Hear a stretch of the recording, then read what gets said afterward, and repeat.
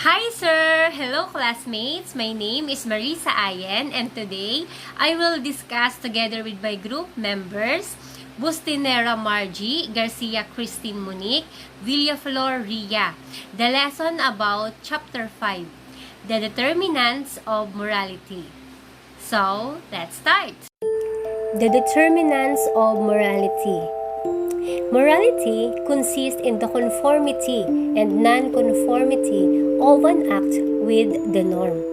But how does an act relate in the norm? How do we know that a given act is morally objectionable or not? Let's find out. Human acts relate to the norm under the following aspects. A. In itself, that is, as a deed. B.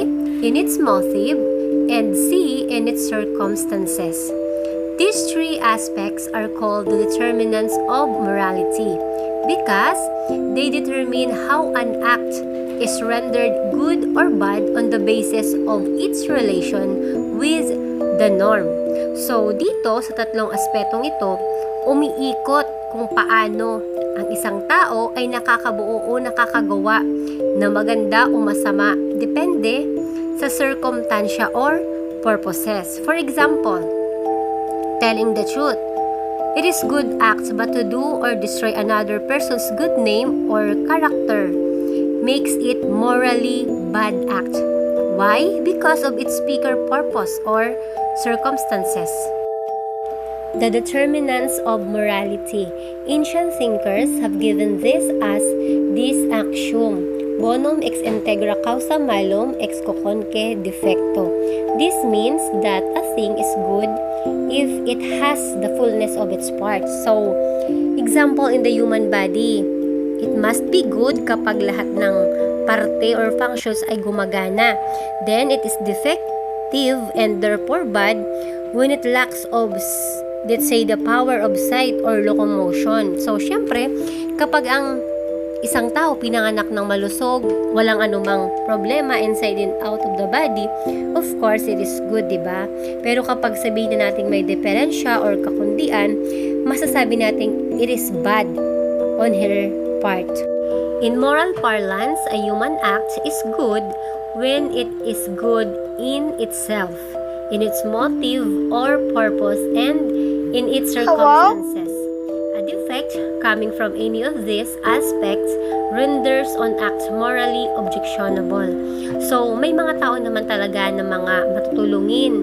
Like for example, ngaya si Angel Locsin, di ba? Marami na siyang natulungan.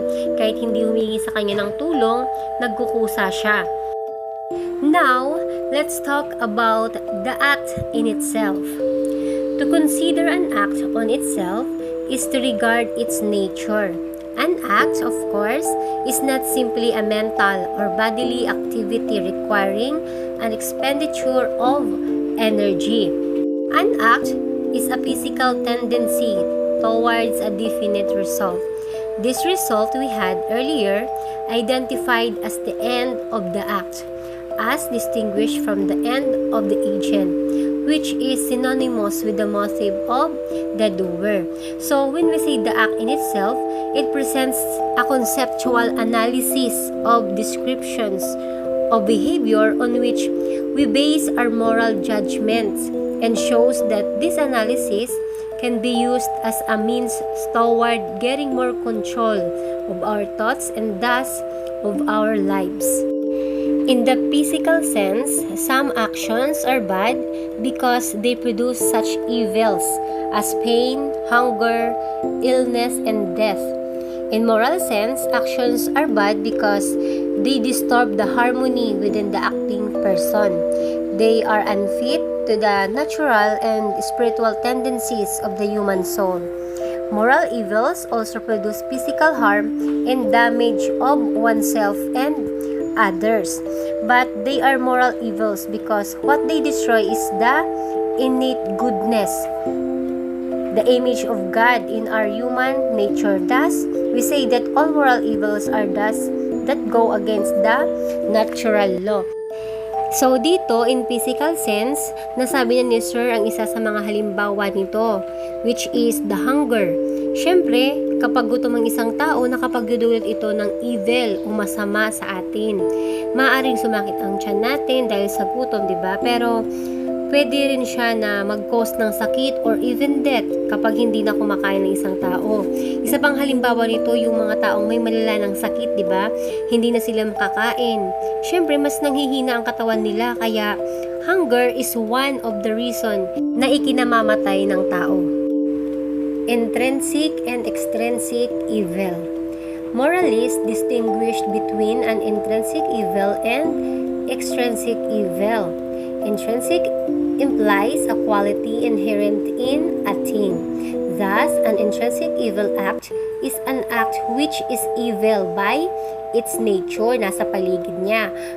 Habang ang extrinsic evil implies a quality which is superficially added to a thing in a manner that a cost of plant covers the surface of wall without modifying the essentiality of wood constituting the wall. An act which in itself is not evil but is made evil nonetheless on account of something else is called an extrinsic evil. Now, according to Father Panezo, an extrinsic evil act is that which, although good or indifferent in itself, is however prohibited by a human law. An example of extrinsic evil act is that of eating meat by Catholic on the Fridays on Lent, of the giving of the alms to beggars as prohibited by law in Manila. Ang isa sa halimbawa ng intrinsic evil ay ang suicide. Diba, napaparami rin na pabalita na nagsisuicide. Lalo na yung mga tao na stress, sobrang depressed. Akala nila yung solusyon ay ang pag-suicide, pero ang hindi nila alam, ito ay ang mortal na kasalanan sa ating mahal na Diyos. At isa naman sa halimbawa ng extrinsic evil ay ang drinking liquor. Hindi naman masama paminsan-minsan ang uminom, pero kapag sobra na, ito na ang tinatawag na extrinsic evil. In the tradition and culture of all people, there are those actions which are regarded with horror and great repugnance. This means that in the consciousness of men, certain actions are to be avoided as extremely dangerous poisons. These are the actions that cause misery and physical affections to men.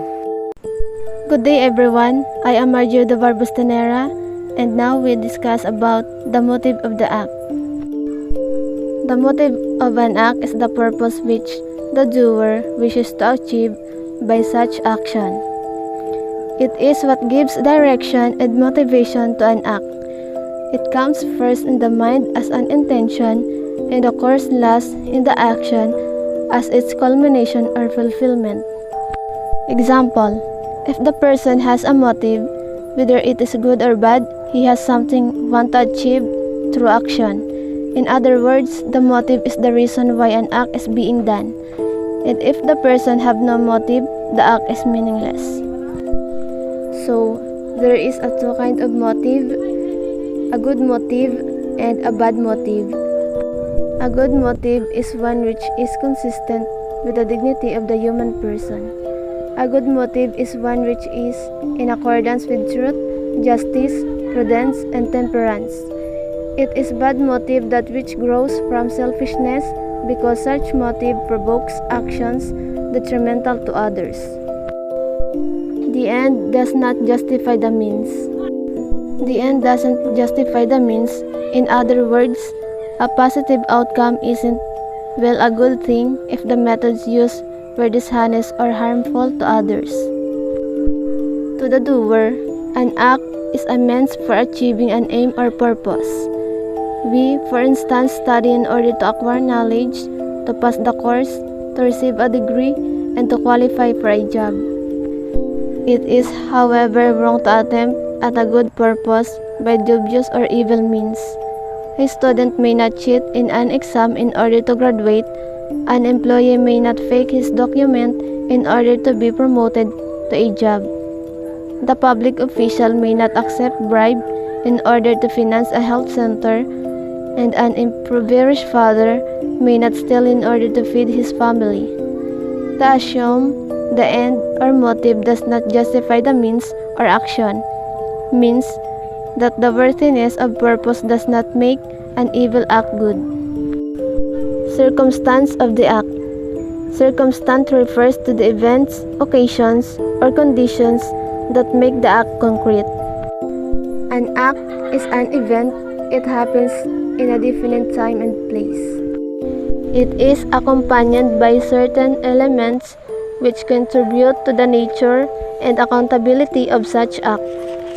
In law, we speak of mitigating or aggravating factors affecting a criminal act. Morality also takes into account the circumstances surrounding an act. These circumstances are who, what, where, which, whom, why, how, and where. Who refers primarily to the doer of the act. At times, it also refers to the receiver of the act. This circumstance includes the age, status, relation, family background, educational attainment, health, and socioeconomic situation of the person or person involved in an act. Observations. A. The moron, the insane, the senile, and the children below the age of reason are considered incapable of voluntary acts, and therefore are exempted from moral accountability, but actions against these persons are normally regarded most cruel due to their helplessness in defending themselves. Letter B. Persons with higher educational attainment are presumed to know better than those with little education. Accordingly, their liability is higher, indeed to whom which is given, much is expected. Letter C. Persons vested with authority have higher accountability than those who merely follow their order or command. This is the meaning of command responsibility, which makes a superior or official accountable for the actuation of those under his authority. Letter D. The relationship between people involved in act may modify the nature of such act. In this sense, adultery is different from fornication and parricide from homicide. At times, the type of relationship between persons involved makes an evil act more scandalous. Cruelty to one's own children is, for instance, more wrongful than that done against children of other people. Number 2. What refers to the act itself and to the quality and quantity of the results of such act. The graveness of robbery, for instance, is measured by what is stolen and by how much is stolen. Likewise, the relative importance of a murdered victim determines the seriousness of such crime. Number 3. Where refers to the circumstance of place where the act is committed. Rape done inside a church is more scandalous than that which is done in the privacy of the house. Murder done before a crowd is more heinous than that which is done in an isolated place. Number 4. With whom refers to the companion or accompanies in an act performed. This includes the number and status of the persons involved. The more people are involved in the commission of an act, the greater and more serious is the crime. Number 5. Why refers to the motive of the doer. Number 6. How refers to the manner how the act is made possible. Was the killing accomplished with deceit? Was it done by the use of torture? How an act is performed contribute to the malice of an act. Number 7. When refers to the time of the act. A murder committed when the victim is sleeping is more offensive than the one than when the victim is wide awake. For the continuation of the lesson, let's move on to the observation. Number 1, circumstances may either increase or decrease the wrongfulness of an evil act. For example, the killing of innocent people in the case of terrorists exploding a bomb inside a commercial plane constitutes a serious crime. On the other hand, by contrast, killing someone who has long oppressed the assailant is less wrongful. But still, the act remains evil because no one may take the law in his own hands even for purposes of avenging oneself. So, yun nga naman, wala kahit sino man ang pwedeng ilagay yung batas sa mga sarili niyang kamay. Kasi mali pa din talaga yon, lalo na kung yung purpose niya is paghihiganti sa kapwa, ganon. Number 2, circumstances also may either increase or decrease the merits of a good act. So, for example, kung tutulong din naman tayo, wag yung para sa tumulong kasi may camera, tumulong kasi madaming nakakakita. Yung kahit yung tulong na bukal sa kalooban ba, yung ganun. So, number 3, some circumstances may either alter the nature of an act.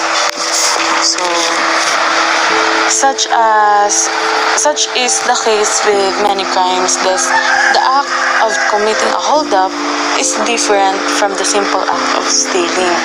So, the big question is, what is the difference of hold-up and stealing in terms of circumstances? So, bakit nga ba? The hold-up presupposes the use of threat. The hold-up presupposes the use of threat or violence, while the stealing implies stealth or deception. So, ano nga ba ang stealth? Stealth o kaya deception. So, ang stealth is cautions and surreptitious action or movement. Or yung deception is the action of deceiving someone. Ito yung nandoon sa stealing. Ang pinakakaiba niya is yung hold up is gumagamit ng baril pag ginagawa yon, while yung stealing is ginagawa yon ng walang nakakakita. So, parang yung dun sa stealing is nililibang muna kumbaga, tapos tsaka kukunin nang walang nakakaalam, while yung hold up is skando kumbaga, tapos minsan nagkakasakitan na. So yun ang pinagkaiba ng hold up and stealing. So let's proceed to conclusion. There is a real distinction between a pile of garbage and a garden of flowers. Pile of garbage represents what is ugly, dirty, and wrong in the surroundings, while a garden of flowers stands for what is beautiful, clean, and decent in our society. So, oo nga naman.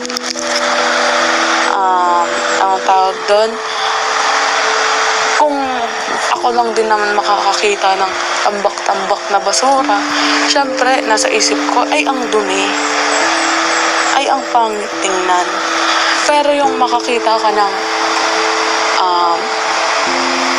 bunch of flowers na nakatanim, yung parang ang ganda lang sa mata na walang nakakalat, na ang gandang tingnan, kasi malinis. So, there are good actions. There are good action and there are evil action. Their realities do not come from our mind. What is black does not turn itself white because we think of it as white. So, yun din ang mali nung yun din ang mali minsan sa atin na yun din yung mali minsan sa iba or sa atin na na iniisip na lahat ng masasama nasa isip natin. So, this is the error of those people who think that evil is all in the mind. So, ang masama ay gawa-gawa ng tao lamang. Yun yung quotation na minsan naririnig natin. Does not mean that evil is man's intention. Rather, it means that man uses his freedom to do wrong. Only man can do something morally wrong because only human being has the power to choose between what is good and what is wrong. So, kahit yung mga animal is hindi nila, malaya sila pero hindi sila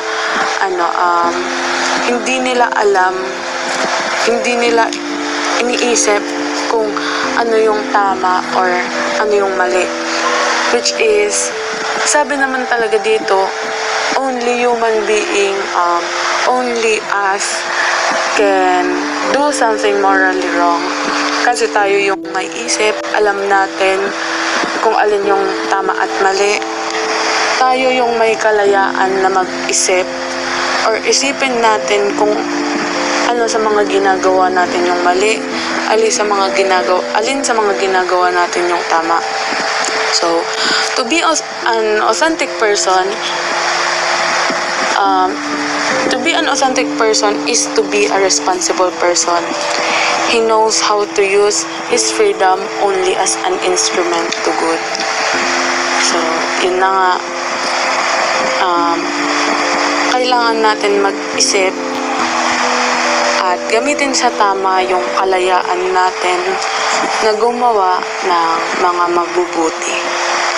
So, let's move on to law, its meaning and relevance. So, law according to St. Thomas Aquinas, it is an ordinance of unreason or ordinance of reason promulgated for the common good by one who has charged the society. So, number 1, laws are ordinance of reason.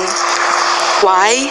Because they are rational deliberations intended to guide men towards what is good for them and the society.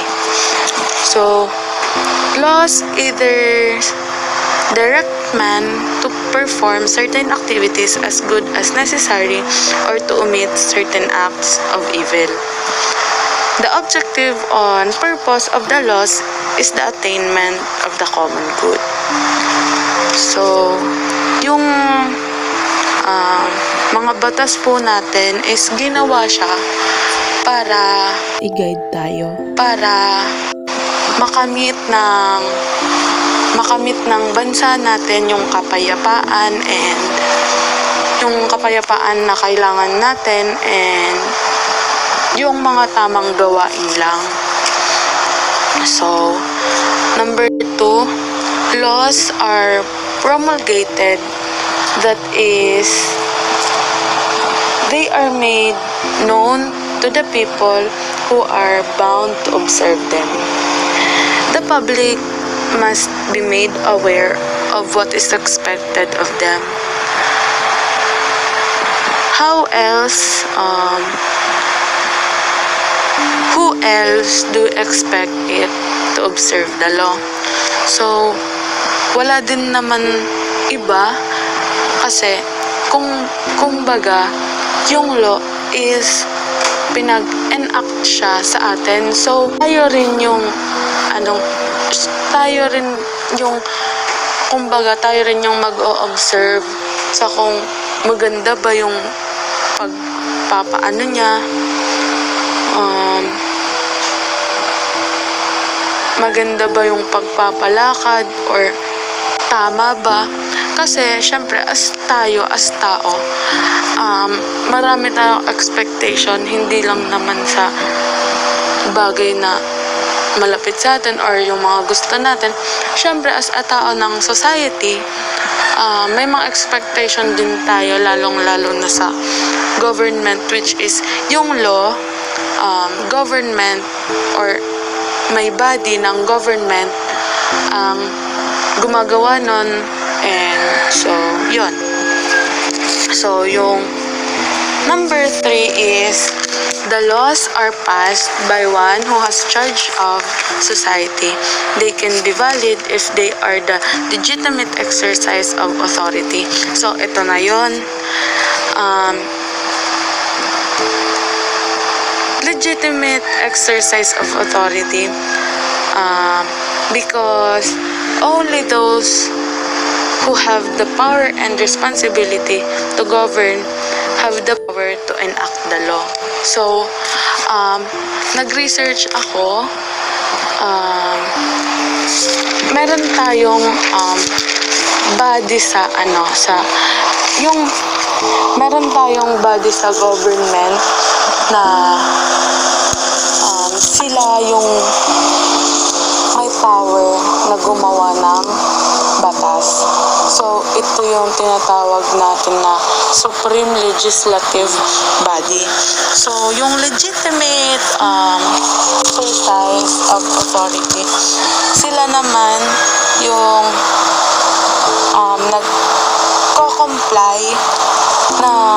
nagko-comply with rules, standards, or laws. Legitimate means conforming to the law or to rules. Sila yung mga nagpapasunod ng batas, ng mga patakaran. So, sa number 4 naman is laws are necessary to man. They regulate human activity. Without laws, the best intention will be thwarted either by oneself or others. Without laws, there will be an anarchy and chaos. So, because each one will act according to his wishes or according to their will without regard for the common good. So, yon. Pag wala ng laws, hindi na nila iisipin kung yung ginagawa nila is tama pa ba or masama na, kasi wala namang, kung nakagawa sila ng masama, wala namang magpaparusa sa kanila. So yun, magiging magulo yung bansang walang batas.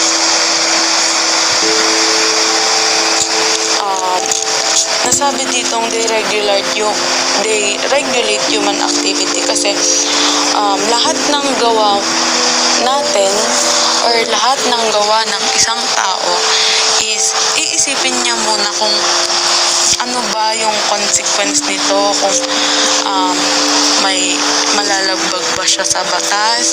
Kasi syempre, pag may nalabag ka sa batas, is may pananagutan ka or kailangan mong harapin yung consequence na ginawa mo or ginawa mong masama.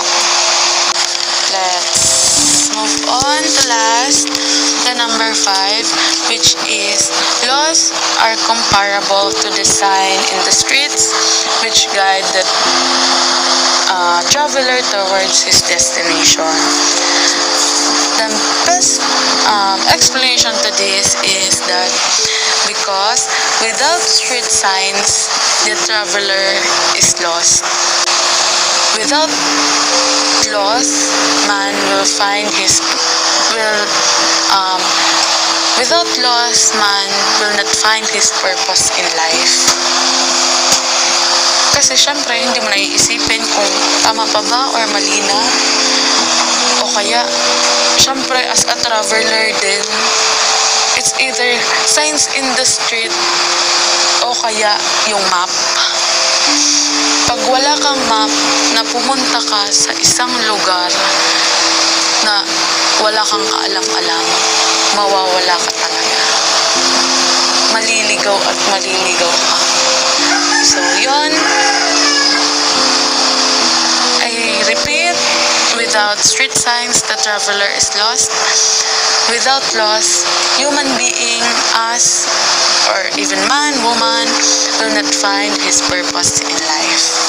For today's video, we are going to discuss the different kinds of law, moral and political law, and the properties of human.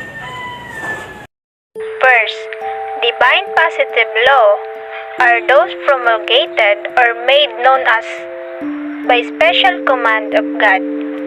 They are the explicit demands of our essential tendencies as rational beings. They direct man toward his proper end. The dialogue of Moses is an example of divine positive laws.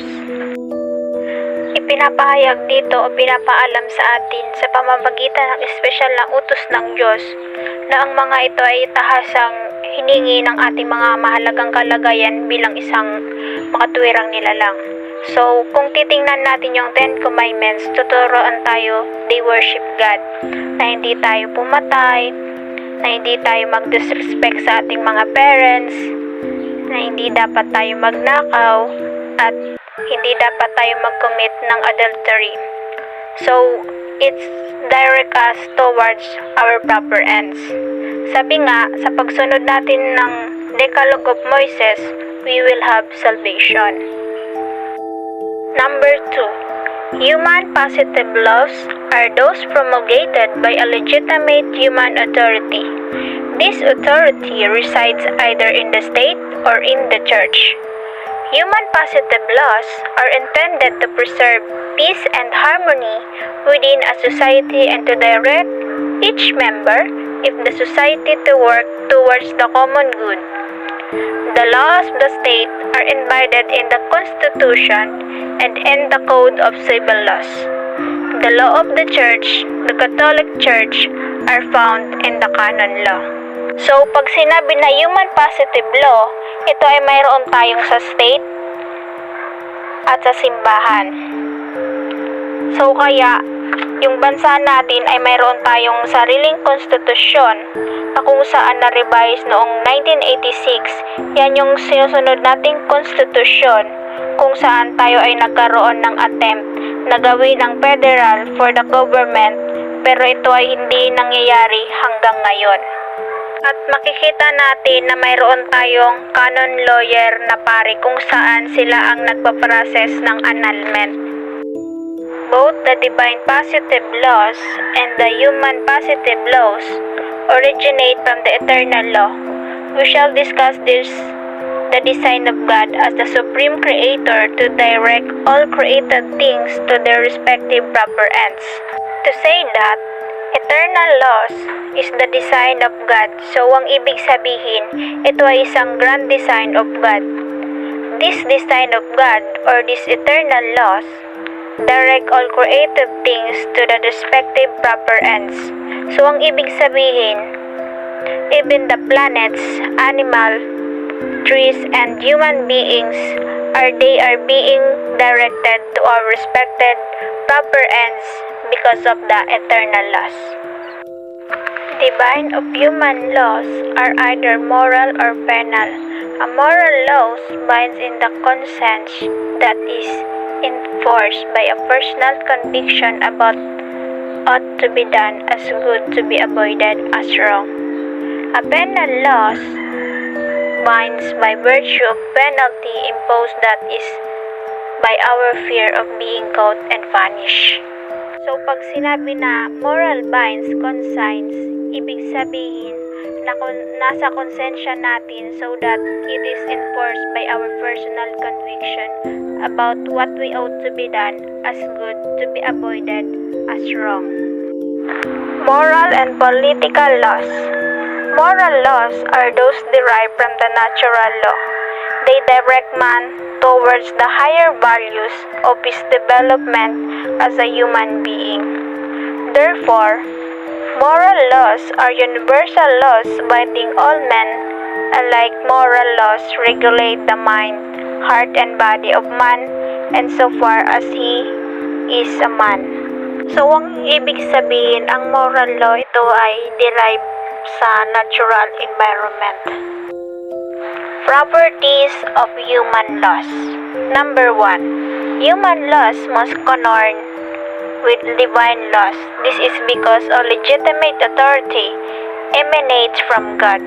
Therefore, no human authority may willfully contradict God's will as manifested in natural law or in the positive law.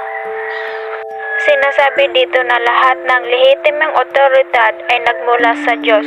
Sa makatuwid, walang otoridad ng tao ang maaring kusang sumalungat sa kalooban ng Diyos na ipinakita ang natural laws o banal na positibong mga batas. Number 2. Human laws must promote the common good. The common good is the aggregate of goods, spiritual and material, necessary for the promotion of life. The common good is spelled out in terms of prosperity, health, peace and order, intellectual and moral growth for the whole of society.